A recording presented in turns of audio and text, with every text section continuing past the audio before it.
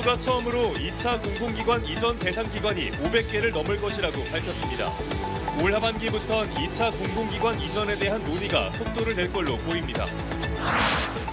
어린이 보호구역을 비롯한 광주 지역 교차로 5곳에 처음으로 우회전 신호등이 설치됐습니다. 하지만 우회전 신호등이 설치된 현장에서 교통법규는 거의 지켜지지 않았습니다. 이동권 보장을 위한 장애인들의 투쟁이 시작된 지 20년이 넘었지만 현실은 크게 달라지지 않았습니다.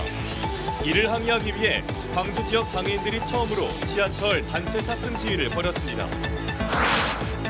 송영길 전 대표가 내일 파리에서 기자회견을 가진 뒤 귀국할 예정이지만 민주당 내부는 송 전 대표를 비롯해 돈봉투 사건에 연루된 의원들에 대한 출당과 제명을 놓고 내홍에 빠져들고 있습니다. 여러분 안녕하십니까? KBC 8시 뉴스입니다. 국토부가 2차 공공기관 이전 대상 기관이 500개를 넘을 것이라고 밝혔습니다. 주무부처인 국토부가 규모를 언급한 건 처음인데요. 올 하반기부터 논의가 속도를 낼 것으로 보이는데 관건은 내년 총선입니다. 이계혁 기자입니다. 윤석열 정부의 공공기관 이전 방향은 우선 지방 이전이 가능한 수도권 공공기관을 조사한 뒤 종합적으로 지방 이전을 추진하는 겁니다. 이런 가운데 주무부처인 국토교통부에서 처음으로 이전 대상 규모가 500곳 이상이라고 언급했습니다. 공공법의 공공기관 플러스 특별법에 의해 설립된 기관을 포함하고 있습니다. 그래서 특별법을 다 조사해야 되는데 제 생각에는 500개 이상 될 것 같습니다. 112개 기관이 전국 혁신도시로 배치된 1차 이전과 비교해 규모가 대폭 확대될 것이라는 전망이 나옵니다. 지난 1차 이전 당시에는 전국 10개 혁신도시에 공공기관이 집중 배치됐지만 2차 이전 방식을 두고는 다양한 의견이 나오고 있습니다. 우동기 국가균형발전회 위원장은 지난 2월 2차 이전은 혁신도시로의 이전을 원칙으로 하되 지역 간 갈등을 해소하기 위해 다양한 방안을 검토하게 될 것이라고 밝혔습니다. 반면 지난해 7월 당시 권성동 국민의힘 대표 직무대행은 과거와 달리 지역별 집단 이주보다 기관별 분산 이전이 바람직하다고 제안했습니다. 그 공공기관이 들어간 지역은 좀 발전이 되고 인구가 증가하는데 거기가 또 블랙홀이에요. 다른 지역에 있는 인구를 다 빨아들이고 있습니다. 네. 그래서 이렇게 집단으로 이주하는 것이 이전하는 것이 맞는 것이냐. 오는 6, 7월 이전 기관 선정 기준 등을 담은 국토부의 기본계획 용역이 나온 뒤 이전 기관과 방식 등이 결정될 것으로 예상됩니다. 다만 지난 정부처럼 내년 총선을 앞둔 상황에서 정부나 국회가 수도권 여론을 의식해 2차 이전을 속도감 있게 추진하기는 어려울 것이라는 분석도 나옵니다. KBC 이계혁입니다. 어린이 보호구역을 비롯한 광주 지역 교차로 5곳에 처음으로 우회전 신호등이 설치됐습니다. 최근 보행자 보호를 위한 도로교통법이 강화되면서 도입된 건데요. 우회전 신호등이 설치된 현장에서 교통법규가 얼마나 지켜지고 있는지 구영슬 기자가 단속 현장을 경찰과 동행 취재했습니다. 광주 광산구의 한 교차로 우회전 신호등에 빨간불이 켜집니다. 동시에 보행자들이 길을 건너려 하자 대형 트럭이 신호를 무시한 채 그대로 횡단보도를 지나칩니다. 신호를 위반해 우회전하며 횡단보도를 슬금슬금 침범하는 얌체 승용차들도 많습니다. 빨간불 켜졌을 때 진입하셔가지고 신호위반입니다. 단속이 이뤄진 지 겨우 30분 만에 무려 9대의 차량들이 우회전 신호를 위반했습니다. 신호를 못 봤어요. 신호가 있는지를 전혀 몰랐어요. 횡단보도에서 사고가 많이 나니까 항상 주시를 하고 있는데 지난 1월부터 우회전 시 일단 정지 의무화를 골자로 한 도로교통법이 강화됨에 따라 지난 14일 광주 지역에도 우회전 신호등이 처음 도입됐습니다. 신호등이 설치된 곳은 광주 서구 극락초등학교 교차로와 북구 중해공원 교차로 등 모두 5곳. 지난 1년 동안 3건 이상의 우회전 차량과 보행자 간 교통사고가 발생한 곳으로 이 중 한 곳은 어린이 보호구역입니다. 우회전 신호등이 설치된 교차로입니다. 운전자가 이 신호를 위반할 경우엔 도로교통법 5조에 따라 범칙금과 벌점이 부과됩니다. 승용차엔 범칙금 6만 원과 벌점 15점, 4.5톤 이상 대형차엔 범칙금 7만 원과 벌점 15점을 부과합니다. 보행자의 안전한 보행 확보를 위해 우회전 차량에 의한 교통사고가 발생한 지역 등에 대해 우회전 신호를 설치, 시범 운영 중에 있습니다. 경찰은 앞으로 3개월간의 계도 기간이 지나면 본격 단속을 통해 신호등 확대 설치 여부를 결정할 방침입니다. KBC 구영슬입니다. 이동권 보장을 위한 장애인들의 투쟁이 시작된 지 20년이 넘었지만 현실은 크게 달라지지 않고 있는데요. 이에 광주 지역 장애인들이 처음으로 지하철 단체 탑승 시위에 나섰습니다. 조윤정 기자입니다. 휠체어를 탄 장애인들이 지하철역으로 향합니다. 기다림 끝에 엘리베이터 안으로 들어섰지만 여기서 2번을 더 갈아타야 승강장에 도착할 수 있습니다. 열차에 몸을 싣는 것도 쉽지 않습니다. 조금만 방심하면 열차 사이 틈에 휠체어 바퀴가 껴 타인의 도움이 필요할 때가 많습니다.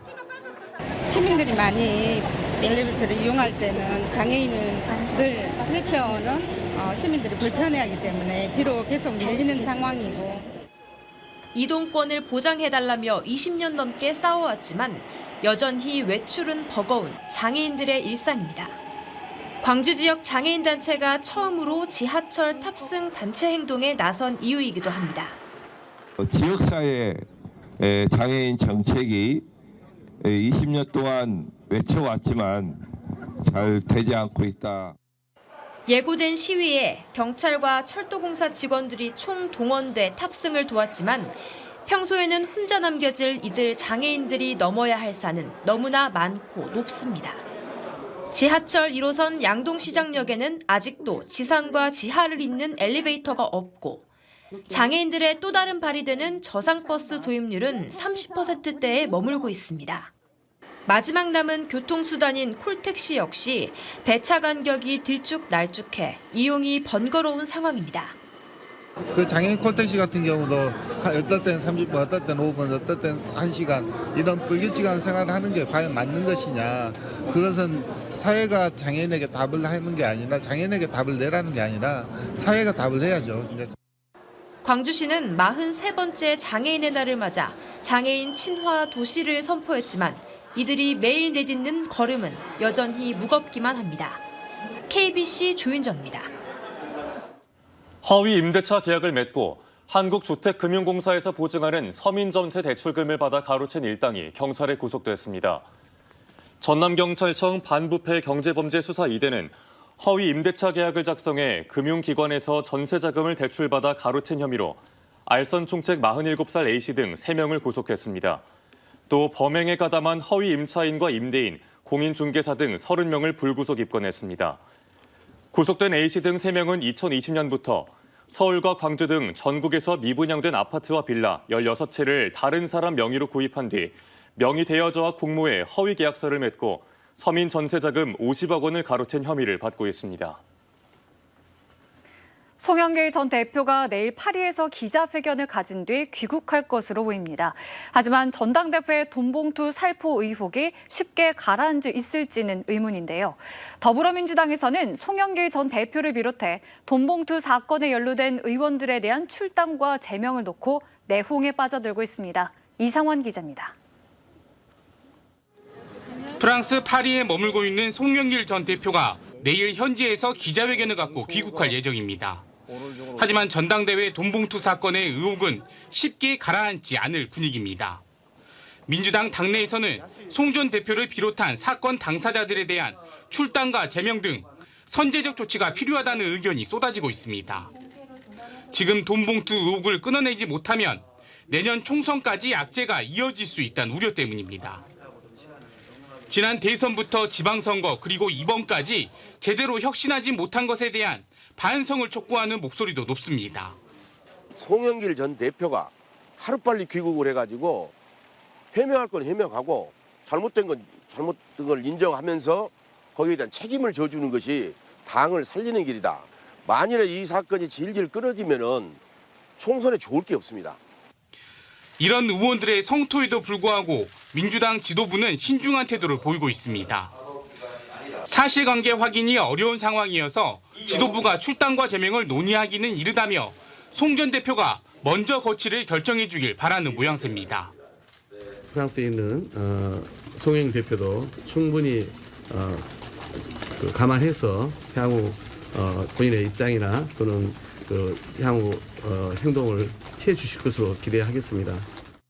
정치권은 돈봉투 사건이 어떤 방향으로 얼마나 확산될지를 지켜보며 대대적인 정치권 판가리에 신호탄이 되지 않을지 촉각을 곤두세우는 분위기입니다.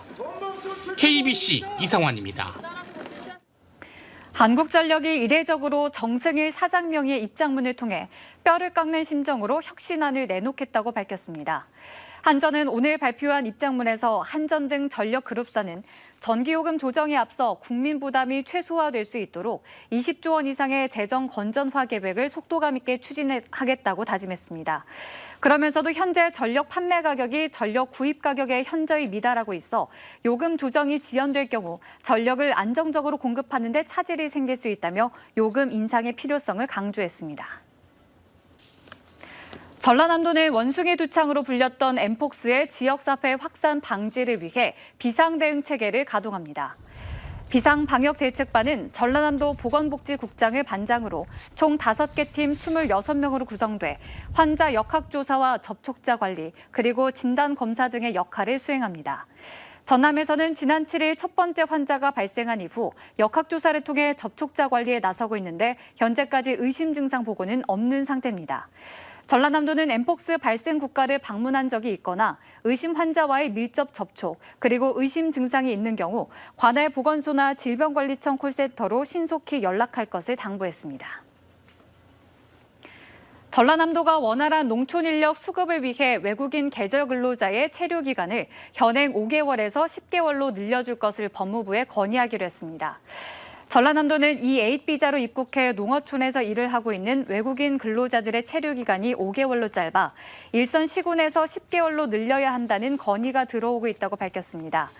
이에 따라 인력난 해소를 위해 근로자들의 체류 기간 연장을 건의하고 하반기 공공형 계절 근로제 사업 확대 시행과 농촌 인력 중개센터의 소형 차량 지원 등도 법무부와 농림축산식품부에 건의하기로 했습니다. 목포의 대표 야간 관광 콘텐츠인 목포해상 W쇼가 한층 업그레이드돼 관광객들에게 선보입니다. 올해 목포해상 W쇼는 이번 달 29일 시작해 오는 11월까지 매월 마지막 주 토요일 밤 8시부터 9시 사이 평화광장 해상무대에서 펼쳐집니다. 목포시는 관광객과 외지인들이 많이 찾는 8월, 그리고 전국체전과 장애인체전이 열리는 10월과 11월엔 특별 공연을 마련할 계획입니다. 월출산 자락 아래 드넓은 녹차밭을 배경으로 강진 월출산 봄 소풍 가는 날 축제가 개막했습니다. 오는 23일까지 이어지는 이번 축제엔 녹차밭 브런치를 비롯해 시와 풍류를 즐기는 다도 체험, 백운동 원림 트레킹 등 다양한 체험과 놀이 행사가 마련됐습니다. 월출산은 설악산, 주황산과 함께 국내 3대 암산으로 손꼽히며 강진 다원엔 33.3헥타르의 드넓은 녹차밭이 조성돼 있습니다. 보성녹차가 대한민국 명가 명품대상에서 9년 연속 대상을 수상했습니다.